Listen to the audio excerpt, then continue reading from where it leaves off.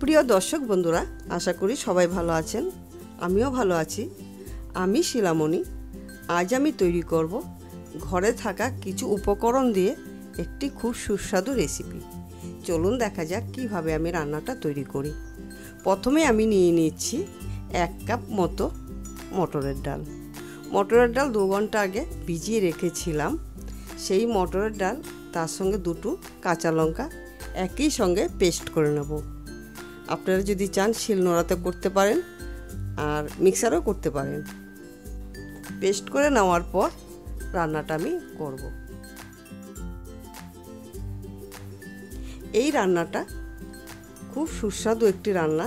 ঘরে থাকা উপকরণ দিয়ে এই রান্নাটা তৈরি করা যায়। এর মধ্যে দিয়ে দিচ্ছি 2 খানা ডিম ফাটিয়ে। দিয়ে দিচ্ছি আমি স্বাদ মতো নুন। দেব আমি কিছু কালো জিরে, গুঁড়ো হলুদ। এরপর আমি ভালো করে একটু মিশিয়ে নেব। ভালো করে একটু ফেটিয়ে নিতে হবে, তাতে কিন্তু বড়াগুলো খুব সুন্দর ফুলবে। এরপর আমি গ্যাস জ্বালিয়ে কড়াই বসিয়ে নেব। কড়াই ভালো করে গরম করার পর দিয়ে দিতে হবে 3 টেবিল চামচ সরষের তেল। সরষের তেলটা কিন্তু ভালো করে গরম করে নিতে হবে, আর না এলে কিন্তু কাঁচা তেলের একটা গন্ধ আসে। সরষের তেল গরম হওয়ার পর আস্তে আস্তে করে বড়া আমি ছাড়ছি। সম্পূর্ণ বড়া একসঙ্গে হবে না, আমি দুবারে বড়াগুলো তৈরি করে নেব। অবশ্যই তেলটা কিন্তু গরম করে নিতে হবে, আর নইলে কিন্তু তলায় লেগে ধরবে।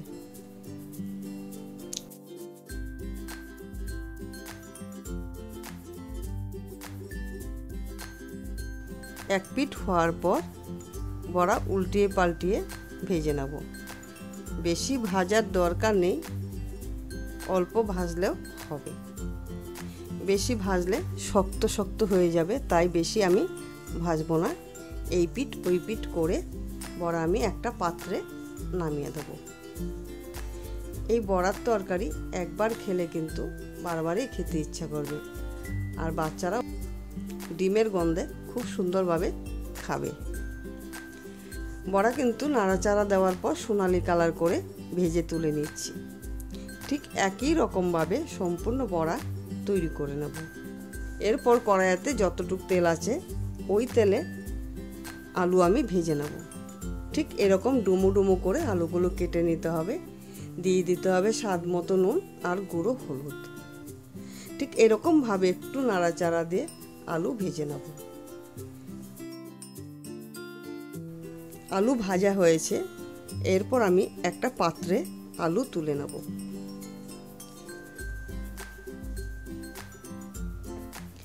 আলু আমি সম্পূর্ণভাবে তুলে নিয়েছি।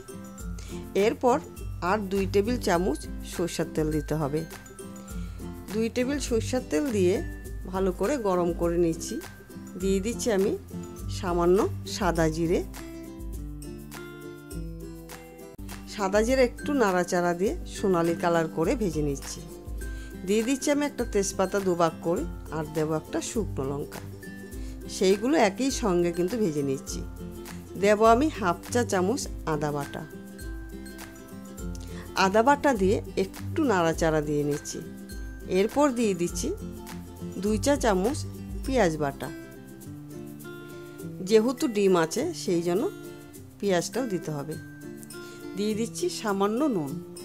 নুন দিয়ে ভালো করে একটু আদা আর পেঁয়াজ বাটা ভেজে নিচ্ছি, যেন কাঁচা আদা আর পেঁয়াজের গন্ধটা না থাকে। এরপর দিয়ে দিচ্ছি 1 চা চামচ জিরে বাটা। দেব আমি শুকনো লঙ্কা বাটা 1 চা চামচ। দিয়ে দিচ্ছি আমি গুঁড়ো হলুদ 1 চা চামচ। এরপর ভালো করে একটু মিশিয়ে ভেজে নেব। যতক্ষণ মশলা থেকে তেল না ওঠে ততক্ষণ কিন্তু আঁচটা কম দিয়ে এরকমভাবে নাড়াচাড়া দিতেই থাকবো। ঠিক এরকমভাবে যখন নাড়াচাড়া দিয়ে তেল উঠবে, দিয়ে দিচ্ছি আমি 1/2 কাপের মতো জল। জল দিয়ে ভালো করে মশলা আমি কষিয়ে নেব। ঠিক মশলাটা কষিয়ে নেওয়ার পর যখনই তেল উঠবে মশলা থেকে, দিয়ে দিতে হবে ভেজে রাখা যে আলু, সেই আলু মশলাতে দিয়ে দিচ্ছি। এরপর 2 থেকে 3 মিনিটের মতো আঁচটা বাড়িয়ে দিয়ে ভালো করে আলুটা কষিয়ে নিচ্ছি মশলাতে।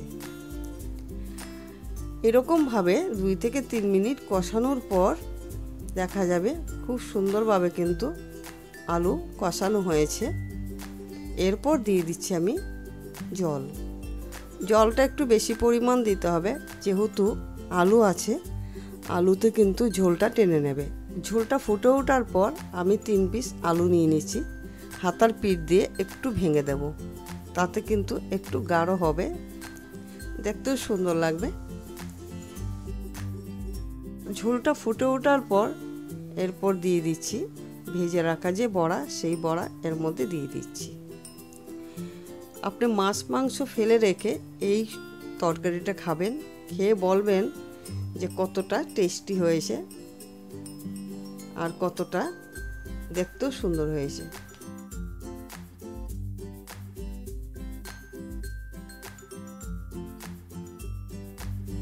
এরপর নামানোর আগে দিয়ে দিচ্ছি গরম মশলা বাটা।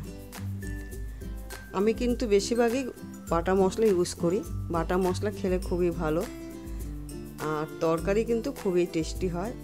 চেষ্টা করবেন বাটা মশলায় রান্না আমার একদম তৈরি। যদি ভালো লাগে অবশ্যই আমার চ্যানেলটিকে সাবস্ক্রাইব, লাইক, শেয়ার করতে ভুলবেন না।